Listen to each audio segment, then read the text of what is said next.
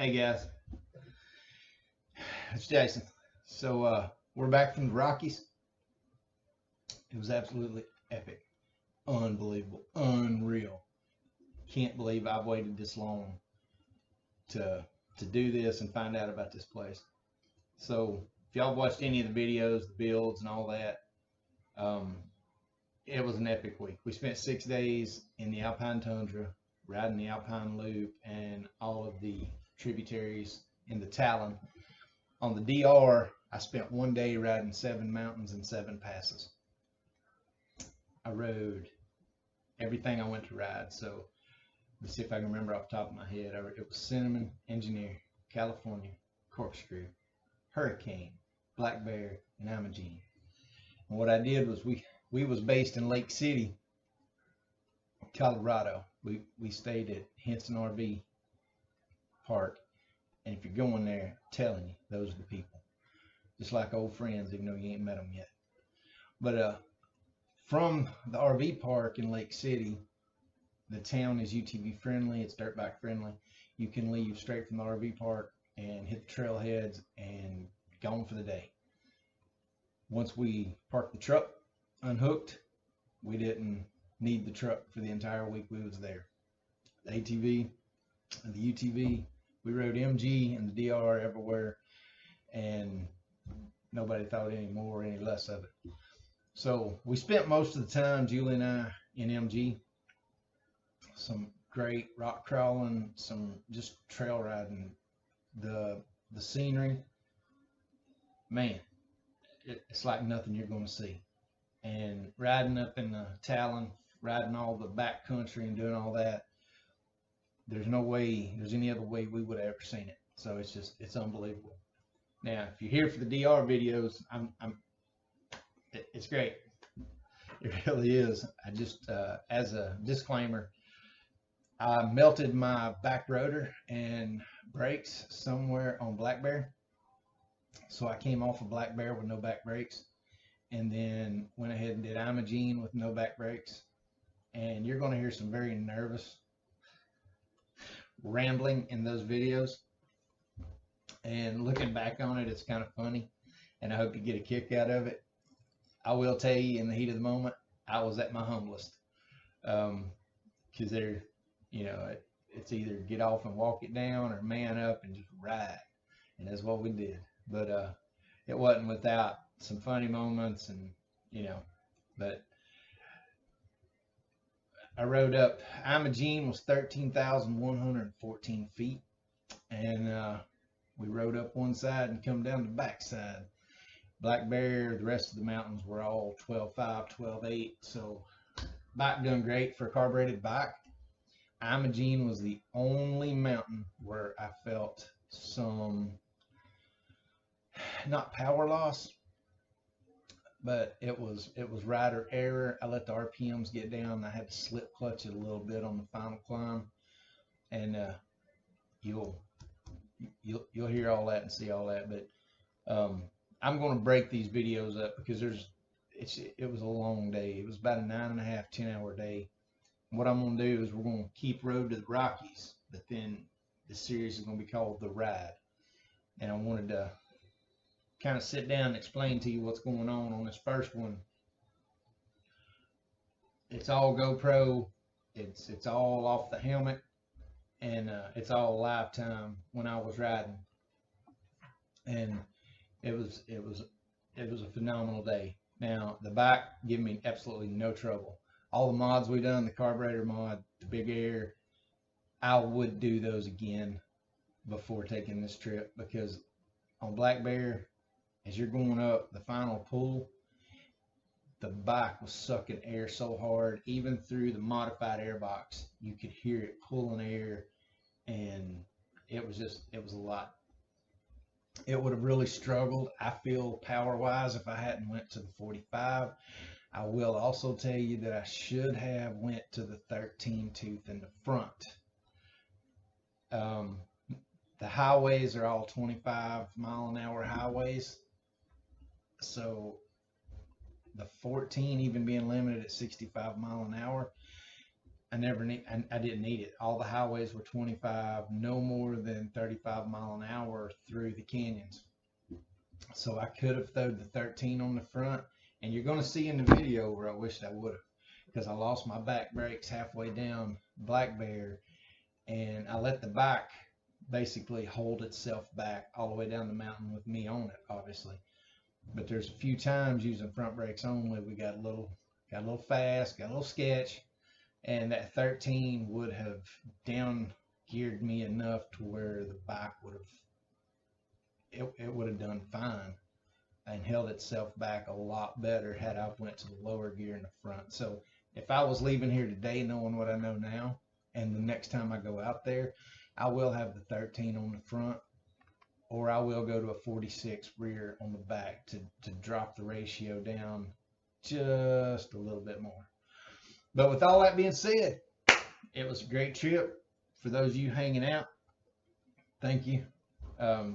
We continue to get comments, continue to get support for people just watching the videos, and that's what it's all about. If you're just clicking on this mess, I got, I don't know, 6-8 videos coming up of the ride I done, and there's some talent stuff coming too. But y'all just bear with me.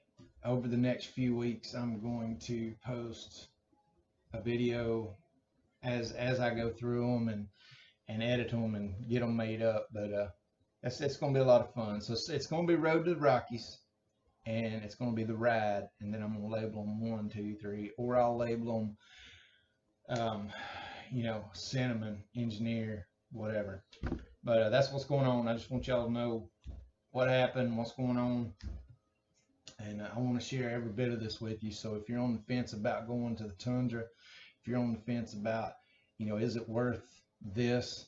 Is it worth going out there? I assure you it is. It's a very inexpensive vacation. Once we got down to the nuts and bolts of it, diesel fuel for Double D was our biggest expense.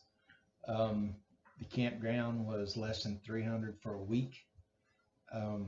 Eats were very reasonable, which we cooked out a lot, grilled a lot at the rig, but when we did eat out, it was for two of us, in the $30 to $45 range. And there's several microbreweries that serve food and restaurants in the area, and, you know, just eclectic stuff, and we did all that. So y'all hang out and hang on, and always enjoy the ride. I'm gonna kick you off right now with the first video. Like I said, the first few videos are just me riding, just being a nut, doing what I do. Later on, you're gonna see the mood goes from very jovial and happy to be a part of the experience to don't know if we're gonna make it home. So, all right, now, seriously, y'all enjoy the ride. Enjoy. Hey everybody, today's the day. We are currently on County Road 20 out of Lake City, Colorado.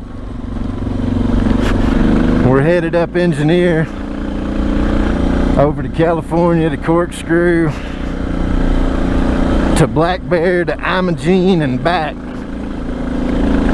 And I've kind of slowed down for a minute, turned this video on, and just kind of talk to y'all for a minute. As you can see, hopefully, everything that we've done to this point and all the videos leading up to Road to the Rockies is in full effect and use. And this is, in fact, a road in the Rockies.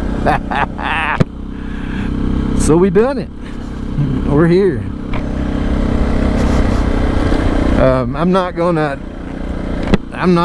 video the entire ride, so I don't know how long this video is going to end up, but what I'm going to do is put bits and pieces together of overlooks. Zuki's running great this morning. Right now we're at about 9,000 feet.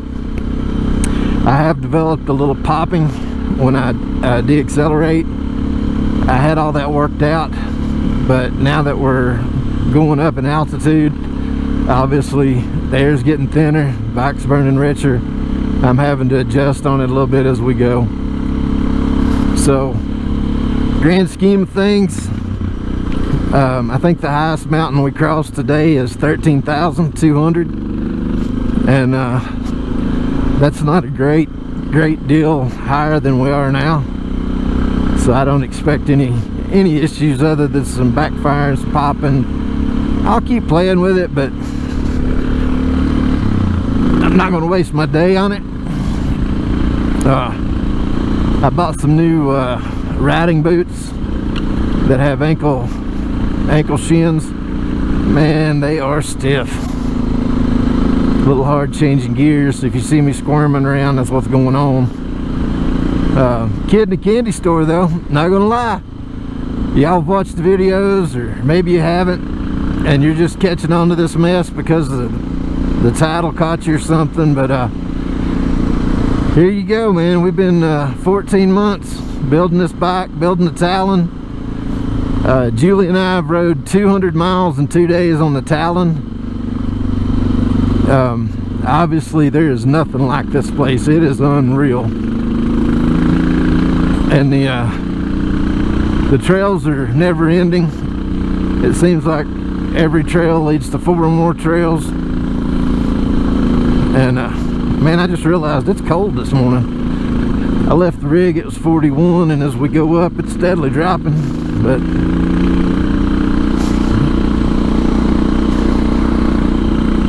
man, can you believe this? So if y'all have never been here, you know, I know a lot of people just, hey, that's cool. Yeah, it's cool.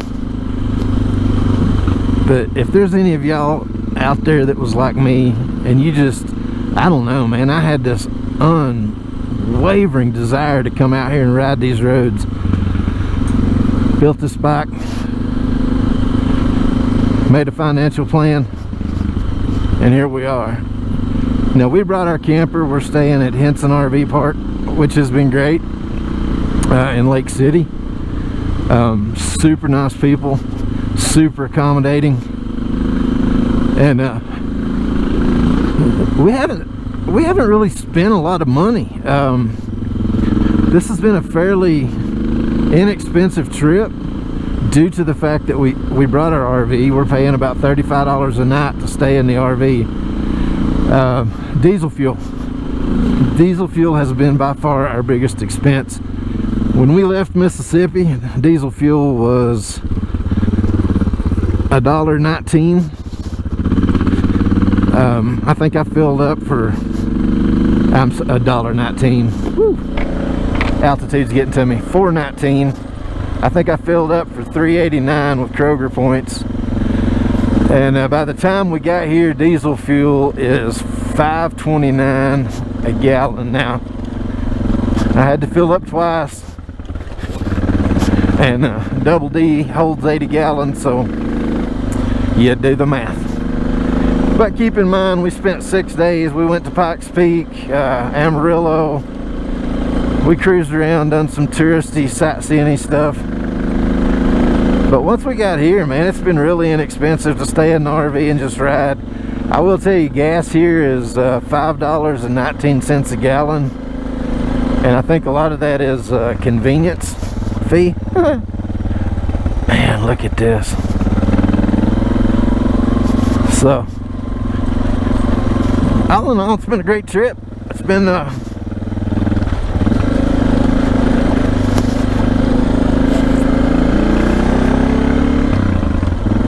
you know, we had a lot of fun getting to Lake City, Colorado.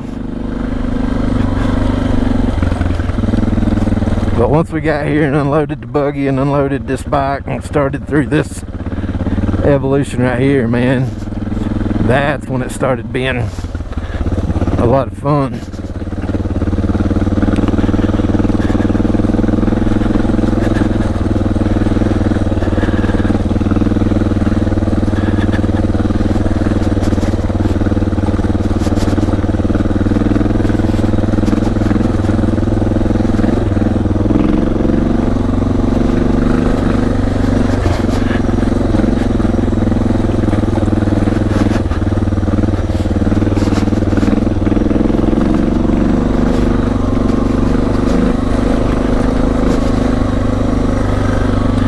So we rode yesterday. It's called County Road 3 down towards Kite Lake, and there was some really nice rock crawling on Stony Pass, Continental Divide.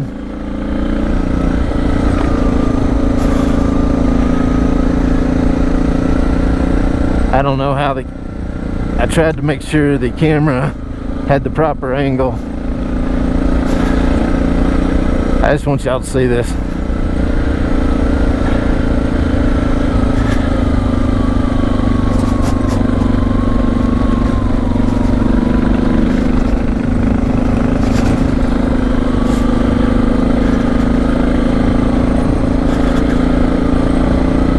So anyway, Stony Pass had some pretty nice rock crawling on it. Nothing outrageous, but you know, a couple boulder fields and some sand rock stuff, some quartz rock stuff. But most of the trails are kind of like this, and by like this I mean really rough. So a lot of Jeeps, a lot of pickup trucks out here, but at the same time I wouldn't bring Julie's Mustang or Camaro down this road.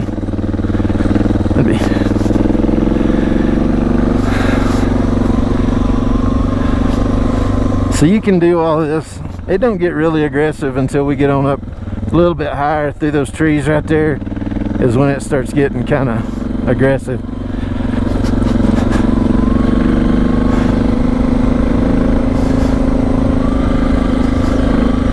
And we're passing some old homesteads, some stuff that from back in the mining days, and you can look around pretty much everywhere on this mountain and see remnants of gold mining. There's old shafts, there's old conveyor belts still laying on the side of the mountain, there's old steam engines still laying on the side of the mountain. You know, yesterday we got a flat on the Talon because I run over a piece of metal way back off in the country, and it was old metal, so I don't even know what it was, but there's been human activity in this area for a long time, and what's amazing is it still looks like all this right here. As much of the world as we've screwed up, somehow or another we missed this right here.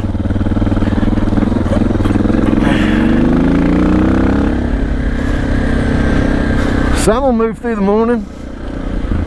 This right here that you see ahead of me is Engineer Pass, and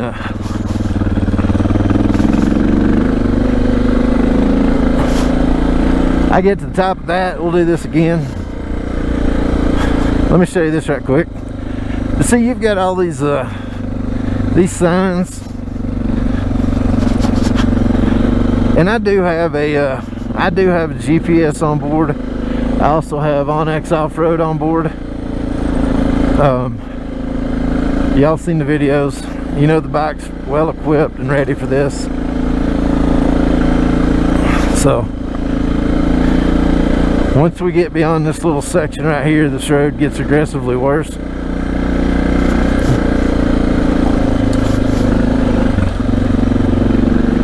But it doesn't get just outrageous, you know. Whew. Alright guys, so a couple things, let's see. Alright, I'm 14 miles from Lake City, making pretty good time. One of the things I wanted to bring up, I've been on bikes my whole life, man, and this riding is just different. And you adventure bike guys know what I'm talking about. But so the terrain under you changes so fast. What I'm figuring out is it's almost like single tracking over here on the side. And you can get over here on the side and it's kind of wore smooth, where everybody else has figured that out as well. But another thing, riding this kind of terrain, and I'm just sharing this with you, you know, there's gonna be a bunch of people out there. It's like, yeah, no, really, no joke, we all knew that, and that's cool. I didn't, but I've quit telling the bike where to go and just kind of went limp. And I finally realized I'm riding the bike's not riding me. So I've quit telling it where to go. I'm still steering it in the direction I want it to go, but it's like it finds the best line anyway. And so I've quit fighting it, and it's made the ride a lot more enjoyable. Just loosened up my legs a little bit. I quit riding so stiff. I was kind of riding stiff-legged, and trying to direct the bike where I wanted it to go. And it was a constant fight.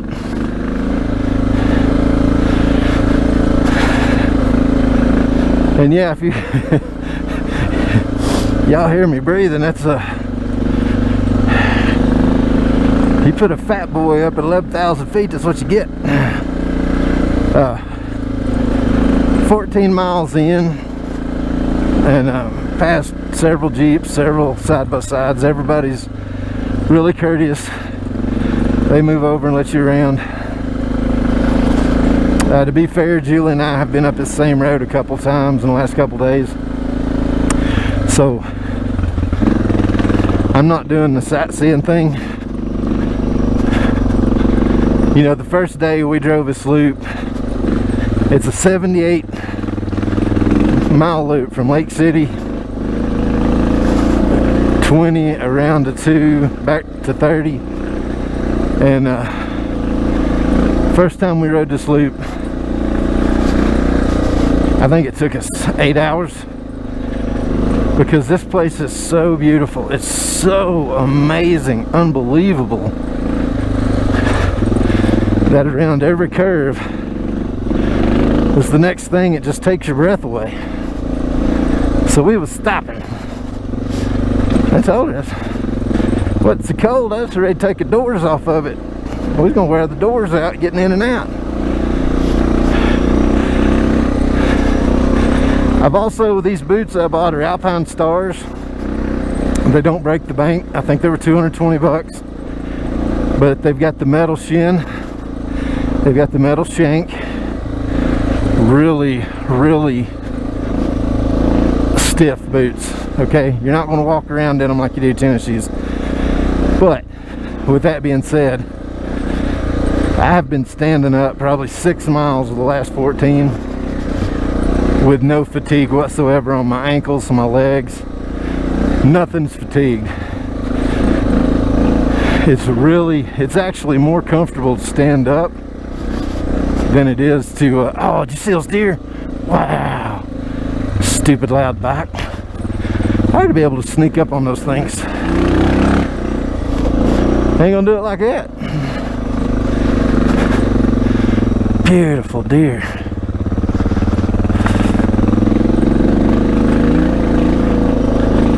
We've seen all kinds of wildlife out here. Reports of a couple mooses yesterday. We was on the Talon, and by the time we got to the location, we had missed them. But you know, you're in the back country of Colorado. Julie seen a big cat, panther, or mountain lion. I was driving pretty technical stuff, so I missed it. I was more concerned with not rolling off the mountain.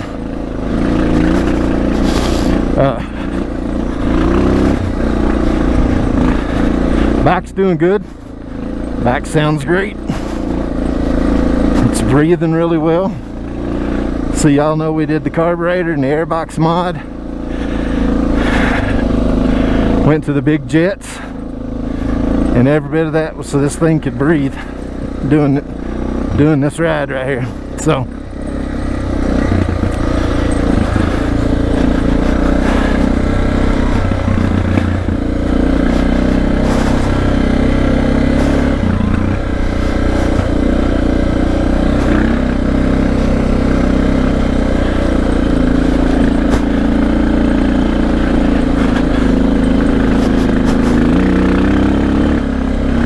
bike still got plenty of power. I'm guessing, I'm just guessing, but I'm guessing I'm around 10,000 feet. I know the top engineer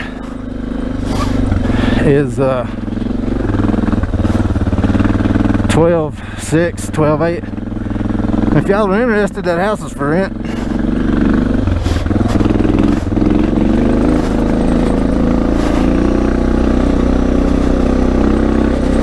So one of the big things here they do, that sign, what that sign says is enjoy, but stay on the road. Tread lightly and stay on the road.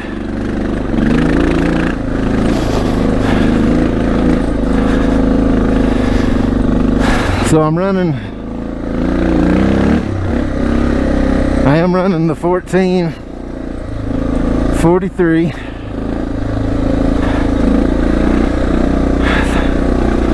13 was just too low, 15 was too high. I keep honking the horn because of these gaudy gloves.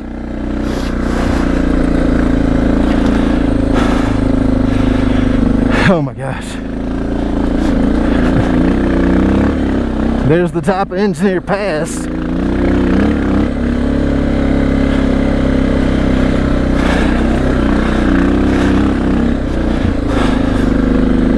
Now,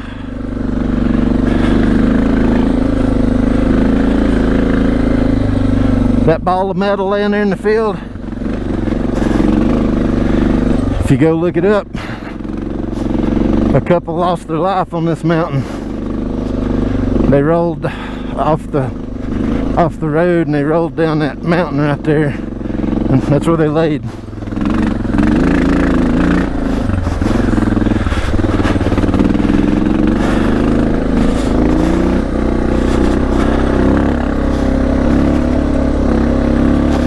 It wasn't while we was here. We had to look it up on the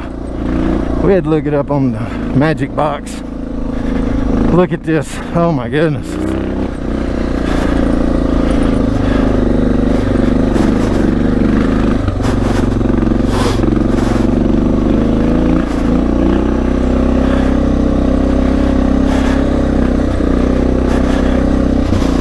That's the top of Engineer Pass. I was going to cut y'all off. I didn't mean to record this long.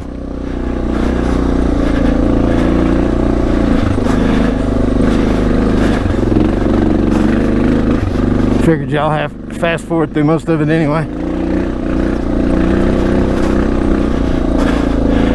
But to give you an idea, that's the side-by-side down there. This is where we're at. So where that Jeep's at right there is approximately where they went off, and that's where they ended.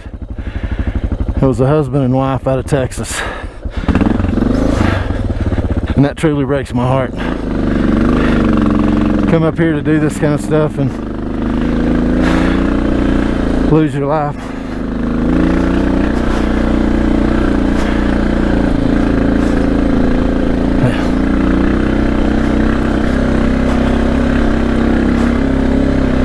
Looks like we're going to catch us a Jeep.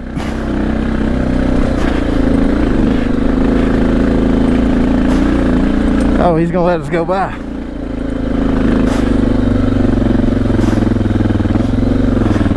Thank you.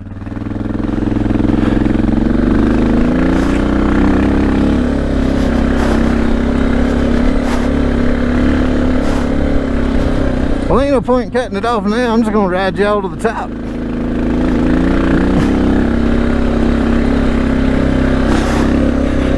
I'm telling you, standing up is more comfortable than sitting down.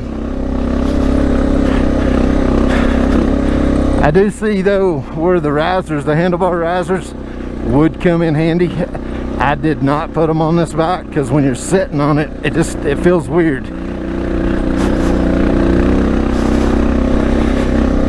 But now that I'm out here in the back country and standing up 60% of the time, I could see where they would.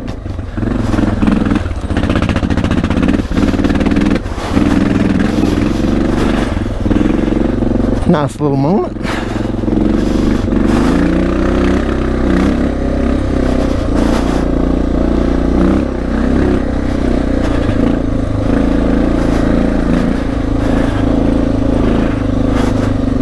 There's a yurt for sale if anybody's interested in a tent on stilts.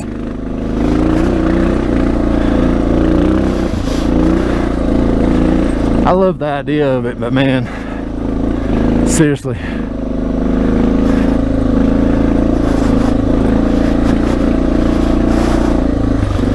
I mean, this mountain's only open, what, 4 or 5 months out of the year?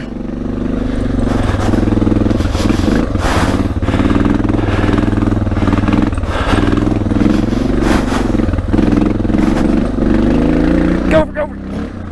Oh, prairie dog. Man, those things are everywhere.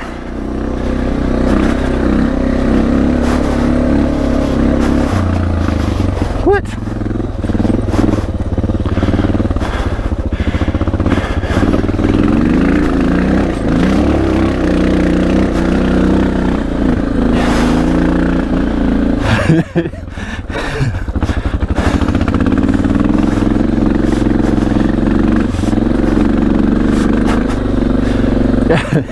Y'all call me a sissy if you want, but I took the path of least resistance on that one. And my boot heel got hung on my peg. That's okay.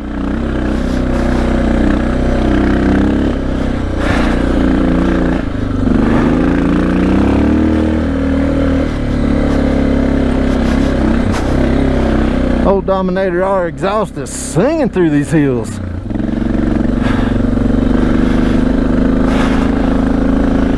Whew. But I will tell you this, man, those sides are soft. You get too far over there, it just kind of sucks you up. At no point, now right there is the top, Engineer Pass, you can see the signs. I'm in second gear, going to first. At no point have I felt like I'm out of power.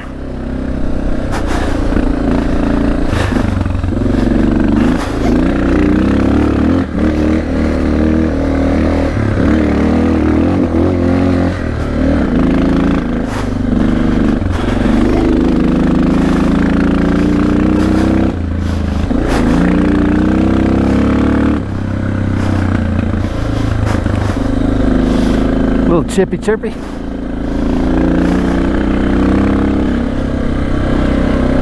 You know, one of the biggest things I've done research on, oh, y'all ain't gonna believe this, when we topped that hill, man, oh my gosh, it's unbelievable.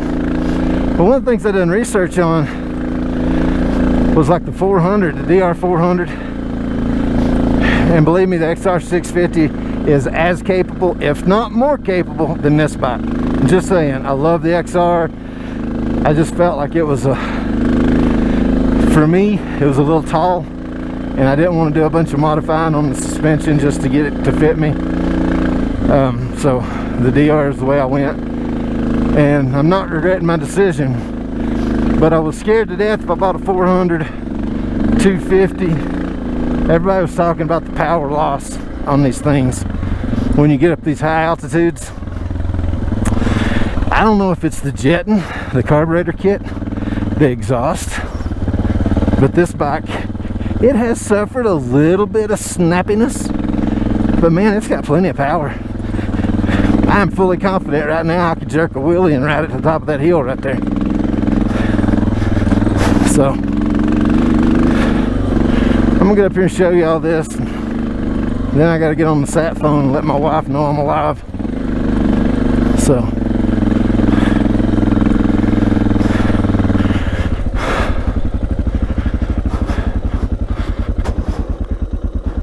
there you go, guys.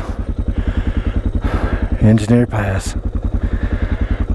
Look at that.